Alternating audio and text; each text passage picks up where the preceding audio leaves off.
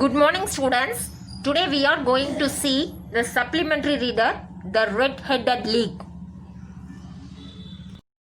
The Red-Headed League is an episode from Sherlock Holmes written by Sir Arthur Ignatius Conan Doyle, a Scottish writer and physician best known for his creation of the detective Sherlock Holmes, one of the most vivid and reputed characters in English fiction. He wrote nearly 60 mystery short stories featuring the widely popular detective Sherlock Holmes and his loyal assistant Watson. Sir Arthur Conan Doyle was studying to be a doctor at the University of Edinburgh's Medical School. He met Dr. Joseph Bell, who was a lecturer at the university. Bell's powers of diagnosis were very impressive, giving Conan Doyle a starting point for Holmes' finely tuned powers of observation. One day, Dr. Watson visited to his friend Sherlock Holmes at his house in London. At that time, Sherlock Holmes was talking to a new person in his living room. His name was Mr. Jabez Wilson. Mr. Wilson knew very well that Holmes was a famous detective, and so he wanted him to solve a mystery. Mr. Wilson had a small pawn shop in London, and he had an assistant called Spaulding. He was not a very rich person because not many people visited his shop. One day, his assistant Mr. Spaulding showed an advertisement in the newspaper for a job with the Red-Headed League. The Red-Headed League found job for men with the red hair. As Mr. Wilson had red hair, he urged him to apply for the job, as it had only 4 hours per day and the money would help him so much. So, Wilson met the manager, Mr. Duncan Ross, and he instructed him that he had to come to the office between 10 a.m. and 2 p.m. and he can't leave the office. He had to copy encyclopedia in longhand. When he received the salary, Wilson was very much happy.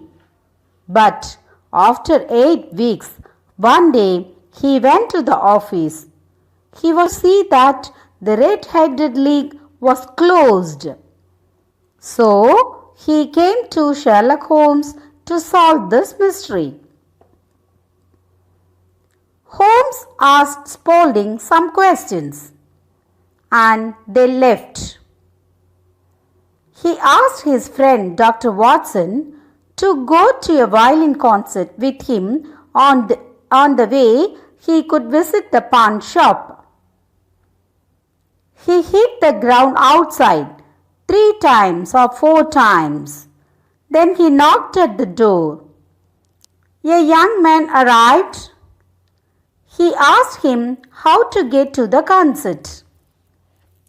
He said that 3rd on the right and 4th on the left. Watson confused because Sherlock Holmes knew London very much. Then why should he ask him? Holmes replied that he wanted to see his niece, and without explaining anything, he told him to come at 10 p.m. to Baker Street. Dr. Watson arrived to Baker Street that evening. He noticed that the important police person of the city, Peter Jones, and Mr. Merriweather, the bank manager, were talking to Sherlock Holmes. Holmes explained that they had to catch an important criminal, John Clay, that night. They all went down to the dog cellar. Merriweather explained that they had lot of gold coins in the boxes in the cellar room. Holmes explained that the thieves are going to come to the cellar from under the tunnel from Mr. Wilson's shop. And the policemen were there waiting outside, and so they couldn't escape. He darkened the room. After half an hour, one of the stones slowly moved up and to the right. A young man climbed up. It was John Clay, and he was caught hold red-handedly. Holmes explained that actually there was never any red-headed league. The villains wanted Wilson to stay away from his shop for some time to dig the tunnel to the bank cellar. The notorious thief John Clay gave the idea of red-headed league, and when he was away from the shop, he dug the tunnel to the bank cellar. Holmes knocked at the shop to see that Spaulding has dirt in his knee because he was digging the tunnel to go to the bank cellar.